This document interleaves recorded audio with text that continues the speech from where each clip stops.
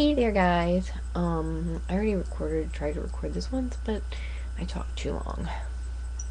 And I can't get my Power Director Deluxe to work. It won't detect my webcam for some reason. Excuse the fact that I look like crap. It's like 2:30 now. But I haven't made really any videos except for the one. And if you've seen it, you know my husband passed away unexpectedly. We both got really sick, and due to neglect, we had two different doctors. He died pretty horribly. And after 13 years, all we have is pictures. I wish more than anything in this world, we had kids. At least one.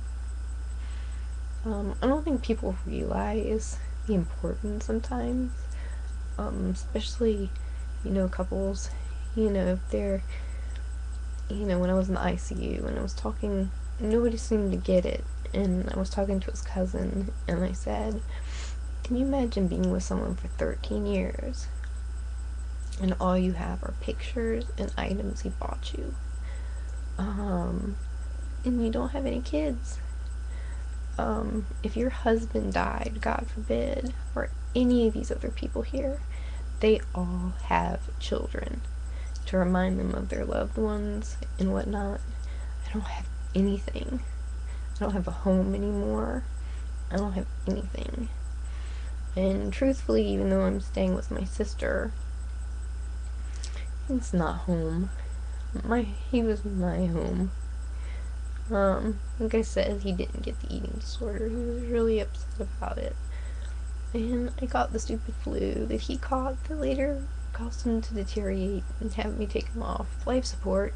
Basically, it made me do it, but because I went to an eating disorder meeting and a girl was threatening suicide, so me being the empathetic person that I am, was like, I'll take her and walk her to the emergency room. I know. And not to go through the emergency room because I'm immunocompromised from the meds I take. And the nurse that runs the group, the other girls that were behind me, they saw all the people in there sick coughing, and they were like, no way. And so they left and went out another door. But the nurse walked right there through there, and she knew how sick I was. And I had no immune system or anything. And I got the flu. I got the swine flu. It almost put me in my grave, but I was always able to pull out of it by praying and thinking of him. But I did everything I could. I tried and tried and tried to save him. And it's hard because I'm a nurse. And what's bad is I knew I had certain rights, especially as next of kin, but I knew also what patient rights were and everything else. And they weren't honoring me as next of kin. They were only going by his mother. I mean, they were treating him like he was a 10-year-old child, not a 34-year-old, almost 35-year-old man. And his wife, one day he bled out, and the nurse went and took his mother out to get her hair done. And I'm sitting at his bedside sobbing. So that kind of tells you that, she was kissing their butt and telling them how wonderful they were, but she wouldn't even tell him hello or anything. She sat across the room, and I was the one at his bedside crying and holding his hand. A lot of things went on. I actually want to sue the ever-living crap out of them, and I want them fired, and one or two of them, especially one, I want her to lose her license and never ever practice. I want them to know our name and remember what they did. Even their own hospital, when they found out what they did to me, told me to do something about it. They were so horrified. And she had, because the mother had tried to sign him out, and next of kin means no one had any rights to him since we were married other than me. and she tried to get away with everything. I mean, even had me blocked from the hospital past a certain hour. But I flew back home anyway, because I've been living with my sister, just because I'm sick so much, and I can't really take care of myself, because of the cystic fibrosis, and, the lung transplant has just gone pooey. I went into a hard rejection over the summer, and it's just not good. I mean, they told me my only hope is a lung transplant, possibly a heart lung, and my kidneys are kaplunk, so that probably means kidneys too. No. I decided completely against it, and I'm just going with hospice and compassionate care.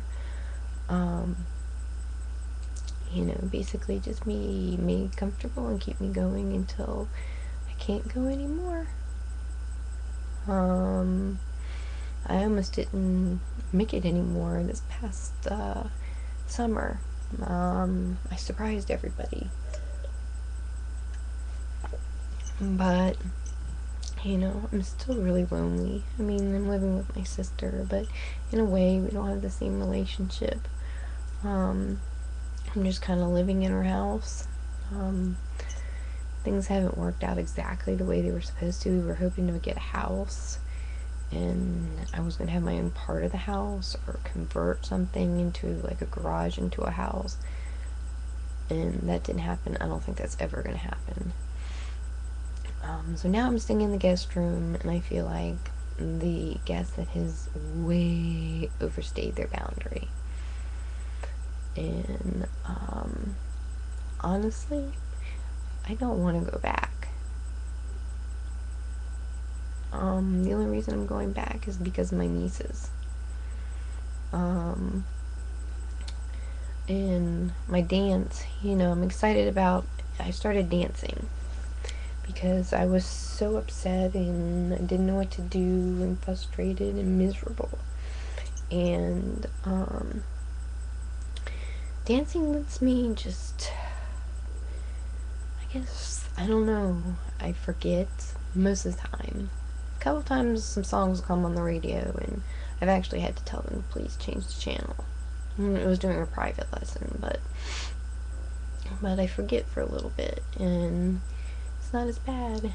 And then I get in the car, and usually a song comes over, and I remember, and I start crying all the way home. There hasn't been one day I haven't cried since April, and I don't sleep. I did gain weight. I'm nowhere as thin as I used to be. Matter of fact, when I got home, I totally flipped out at how fat I've gotten. I mean, I'm a size 0 or a size 1, and so, I can't be that big, but, I can tell. And some of my other pictures I was looking at, just going through, trying to pick pictures, because the marker that I'm making for us is going to be a companion marker. It'll be for him and I, and it'll be like a collage. It's called a decoupage, but it's a collage, and you take your favorite photos and things, and they send it to a graphic artist, and they actually put the picture in copper on there, and it's like, it's perfect. So, it's very, very beautiful. And then I also signed up to have fresh flowers put there 6 times a year. They're artificial, but, on all the holidays, the spring, summer, Christmas time, and then I chose 2 special holidays, and that's his birthday and my anniversary, and our anniversary. But it just seems like such a waste. He went in with a sore throat, and he was the only one that saw me on my birthday when I was in the hospital that time. I was so sick. We were both in the hospital, and he brought me a meatball sub from Subway. He's the only one who knew how to get me to eat and how to order it, because I'm very picky. I've always been very picky. Can't stand cheese. He knew how to order it, and I knew how to order for him. So we had Subway for my birthday, and he died a couple weeks after my birthday. You know, if I could return that present, I would. Because honestly, excuse my language, but becoming a widow was the suckiest birthday present I could have possibly gotten. The only thing worse was watching him suffer. And I didn't know what to do. Even though I'm a nurse, I didn't know what to do. And then I just had so much guilt and anger at myself and other people, and even I don't like myself. I'm not the same person I used to be. I told people, I said, I died when he did. I literally felt him die and slip away. And I think I gave him my heart a long time ago. And, 13 years.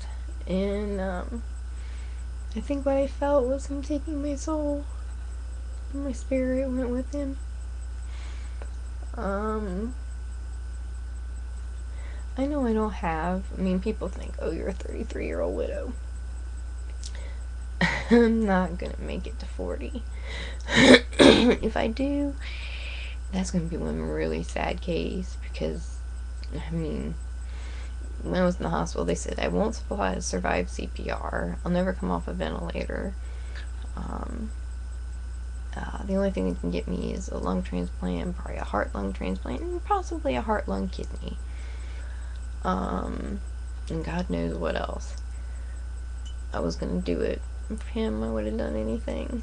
I would have even gone through a double lung transplant, a heart transplant, which is general anesthesia or local. But without him, I don't have the family support, or he was my only friend. We were best friends, and he was my only friend. He was the only person that made me a priority, the only person that really honestly cared. And I've learned, he was the only one that wanted me. I know that sounds bad, but, the only other people are my 4 and 8-year-old niece. Everybody else, my sister, I even lost the relationship when we were close. Now I don't think she sees anything in common with me, and just sees me as maybe an adult child to take care of, a guest in the guest bedroom that has overstayed her welcome. Things didn't work out the way they should. We were going to get a bigger house and convert a garage into my own place or whatever. I don't think that's ever going to happen. I'm hoping eventually I can file for vouchers, because now my disability and no longer be married or anything, I have no income.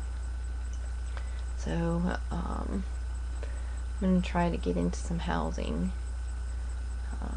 I don't know, maybe even buy a foreclosed property. I don't know if they'd let me. I don't know.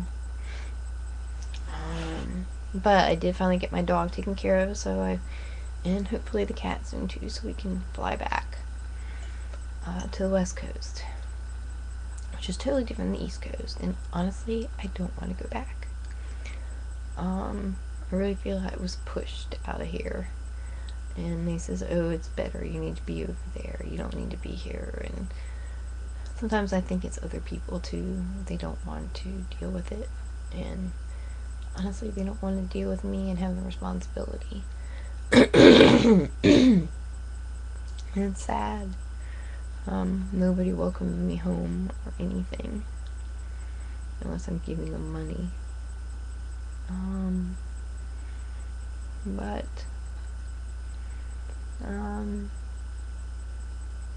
Anyway, I did my nails. They look like crap right now, but can't stop biting them, so I've got to do something. And I'm growing my hair out. It's getting longer slowly, but I'm trying to do it long and flowy. I tried to get extensions, and I look like I was on chemo. Didn't work. And I've got layers in my hair, long layers, so I'm trying to grow the layers out so that the layers don't start until midway down my back. I'm trying to do that whole Paula Abdul long hairdo thing that everybody has doing now. Long hair, it's just my hair takes forever to grow. I'm starting to take my hair and nail vitamins again. So maybe that'll help.